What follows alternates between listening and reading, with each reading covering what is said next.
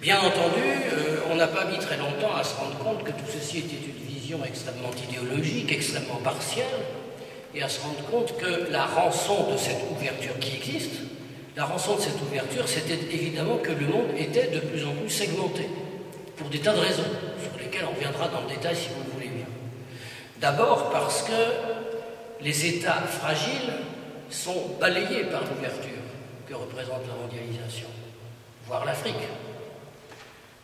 La mondialisation représentée par le FMI, je caricature, mais la mondialisation, un certain type de mondialisation représentée par les mesures du FMI dans les années 90, ça a littéralement abattu un certain nombre d'États en Afrique. Je dirais ailleurs aussi, enfin, spécialement en Afrique où les États post-coloniaux étaient particulièrement fragiles. Deuxièmement, moins vous avez d'États qui tiennent, et plus vous avez d'acteurs qui interviennent sur les relations internationales. Quand vous avez une Russie très faible dans les années 90, eh bien vous avez des acteurs russes qui sont très forts dans les relations internationales. Vous avez des mafias qui sont très forts, vous avez des trafics économiques qui sont très forts, qui pèsent sur les relations internationales. Vous avez des régions qui mènent la diplomatie du pays sans demander à Moscou, etc. Donc plus les États sont faibles et plus vous avez d'autres types d'acteurs qui interviennent sur les relations internationales. Vous avez au-delà, avec la mondialisation, création de nouveaux acteurs, ces fameux acteurs fantomatiques qu'on appelle les marchés aujourd'hui. Il faudrait un peu élaborer pour savoir ce que sont vraiment les marchés, ailleurs que dans l'imagination journalistique, mais il y a effectivement quelque chose comme un acteur, ou quelque chose qui est vu par les autres comme un acteur, et qui s'appelle les marchés. Le gouvernement de M. Berlusconi a bien été remplacé par l'influence des marchés. Alors que ces marchés soient inidentifiables, qu'on ne puisse pas mettre de visage sur eux, que ce soit un mythe ou un fantôme, etc., c'est peut-être vrai en termes de sciences politiques, mais en termes d'influence, les marchés sont quand même un élément fondamental des relations internationales, par exemple. Et puis, bien entendu, troisième argument en faveur de la segmentation, c'est-à-dire de la multiplication des acteurs, bien sûr, la mondialisation, elle ne passe pas comme une lettre à la poste.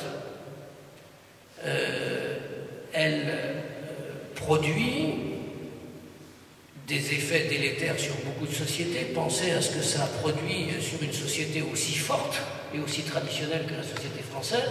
Vous pensez que sur d'autres sociétés, l'effet est pire. La mondialisation, c'est un grand vent de l'extérieur. Avec les grands vents de l'extérieur, comme on le sait, en cette saison, on prend froid. Et les sociétés réagissent. Et elles réagissent par quoi? Pas par un désir d'ouverture, mais par un désir de fermeture. Et à l'heure actuelle, nous sommes, à mon avis, dans une période où les sociétés, y compris nos sociétés européennes, et d'abord nos sociétés européennes, sont en train de se fermer, de se renfermer sur elles-mêmes. On y reviendra tout à l'heure. Donc, premier paradoxe, on est dans un monde où on est obligé en permanence de changer de chaise pour analyser. C'est un monde extrêmement ouvert, c'est un monde uni, c'est un monde où tous les gamins écoutent la même musique, etc. Mais c'est aussi un monde extrêmement segmenté. Deuxième réflexion, c'est un monde pas gouverné. La bipolarité, Est-Ouest, c'était une manière de gouvernement. On se parlait pas, etc. Mais en réalité, on savait bien ce qu'on faisait. Donc c'était une manière de gouvernement. Aujourd'hui, il n'y a pas de gouvernement mondial, grâce au ciel. Mais il n'y a pas non plus de structure de gouvernance, comme on dit quand on est un peu distingué à l'heure actuelle. Il n'y a pas d'institution de gouvernance mondiale qui correspond à l'état d'ouverture qu'a créé la mondialisation. Il y a des organisations transversales, nouvelles. Par exemple, la Cour pénale internationale, qui a été créée à la fin des années 90, c'est une institution de gouvernance mondiale qui est nouvelle, qui a été créée, etc. Il y a bien entendu toujours ces institutions, la Banque mondiale, le FMI, etc. Il y a des institutions transversales qui sont relativement efficaces. Mais il n'y a pas d'institution globale qui permette de saisir le monde et qui permette de l'orienter dans un sens ou dans un autre. L'ONU ne joue pas ce rôle. Et la plupart des institutions internationales qui vous sautent à l'esprit sont de vieilles institutions. penser qu'aujourd'hui, on est en train de nous resservir la Ligue arabe. Mais la Ligue arabe, c'est un truc qui a 60 ans, c'est le plus ancien syndicat de dictateurs arabes qui existe. C'est vraiment un truc, alors si de temps en temps ça peut faire quelque chose de bien, parfait. Enfin, la Ligue arabe, c'est tout sauf une institution du monde mondialisé.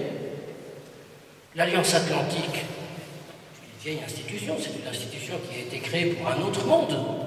Il est peut-être bien qu'elle survive, bien entendu, mais on ne peut pas expliquer que c'est une institution qui a été créée pour correspondre à un monde nouveau.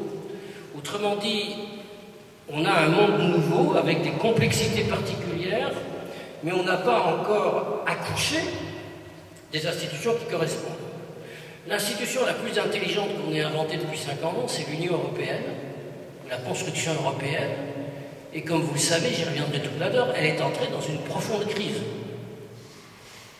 Je ne pense pas qu'elle soit en train de se défaire, ou du moins de se défaire intégralement, mais le projet européen est peut-être en train de se défaire. Les institutions sont très difficiles à tuer.